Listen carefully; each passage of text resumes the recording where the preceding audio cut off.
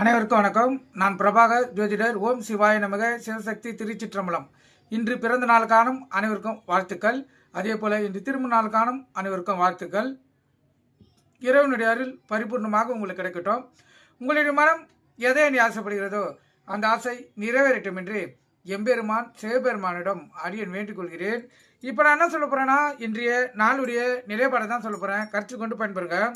விசுவாசி தை 11 இன்று ஞாயிற்றுக்கிழமை, ஆங்கில வருடம் ஜனவரி 25, 2024.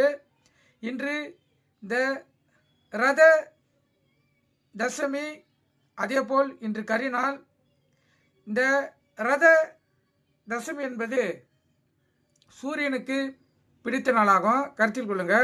இது நோய்களை நீக்கக்கூடிய நாள், அற்புத பலன்களை, அதாவது உடல்வாதிகளை நீக்கி உடல் ஆரோக்கியத்தை தரக்கூடிய நாள் தான் இந்த நாள், கருத்தில் கொள்ளுங்க. இன்று சமநோக்கு நாள். நட்சத்திரம் இன்று பிற்பகல் 12-11 வரை ரேவதி, பின்பு அஸ்வினி. திதி இன்று இரவு 9-19 வரை சப்தமி, பின்பு அஷ்டமி. யோகம் அமிர்த யோகம், சித்த யோகம். சந்திராச நட்சத்திரம் உத்திரம், அஸ்தம். ராசி பார்த்தீங்கன்னா சிம்மம், கன்னி.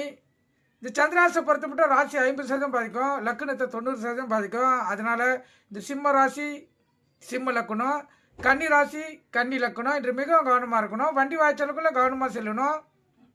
போக்குவரத்து விதிமுறையில் கடைபிடித்து செல்லணும். எக்காரத்தை கொண்டு வண்டி இயக்கி கொண்டு மொபைல் ஃபோனில் பேசக்கூடாது. சிந்தனைகள் சிதறி விபத்துகள் ஏற்படுறதுக்கு அதிக வாய்ப்பு இந்த சந்திராசனம் கொடுக்கும். நல்ல நேரம் காலை 7:30 8:30, மாலை 3:30 4:30. கௌரி நல்ல நேரம் காலை 10:30 11:30, மாலை 1:30 2:30. இந்த கௌரி நல்ல நேரத்தில் புது முறை தம்பதியருக்கு சாந்தி முகூர்த்தம் அமைப்பது, குழந்தை பாக்கி இல்லாதவர்கள் பயன்படுத்துவது, எந்த ஒரு நல்ல காரியத்துக்கும் இந்த கௌரி நல்ல நேரத்தோட சுபவரை சேர்த்து பயன்படுத்தினா வாழ்க்கையில் வெற்றி பெற முடியும். இன்று ஞாயிற்றுக்கிழமை என்பதால் சூரிய பகவான் தான் இன்றைய வரநாதன், அவரே இன்றைய கதாநாயகன். அரசாங்கம் சம்பந்தப்பட்ட வேலையை சூரிய உரையில் செய்யலாம். சூரிய உரை அசுப உரை என்றாலும் ஞாயிற்றுக்கிழமையில் அது சுப உரையாகவே இயங்கும். சூரிய உரை பார்த்தீங்கன்னா காலை 6 to 7, மதியம் 1 to 2, இரவு 8 to 9. சூரிய உரை முடிந்ததும் 3 சுப உரைகள் இயங்கும். சுக்கிர உரை, புதன் உரை, சந்திர உரை. அதை நீங்கள் பயன்படுத்தி வாழ்க்கையில் வெற்றி பெறலாம். மீண்டும் 1 மணிக்கு அதே போல் தொடரும், இரவு 8 மணிக்கும் தொடரும். நீங்கள் பயன்படுத்தினா கண்டிப்பாக உங்களுக்கு வெற்றி தேடி வரும். ராகு காலம் மாலை 4:30 6, யமகண்டம் மதியம் 12 1:30, குளிகை மாலை 3 to 4:30. சூலம் மேற்கு. கோயிலுக்கு சென்றால் இந்த மேற்கு சைடு பார்த்து தான் கற்பூரம் விளக்கை ஏற்றணும்.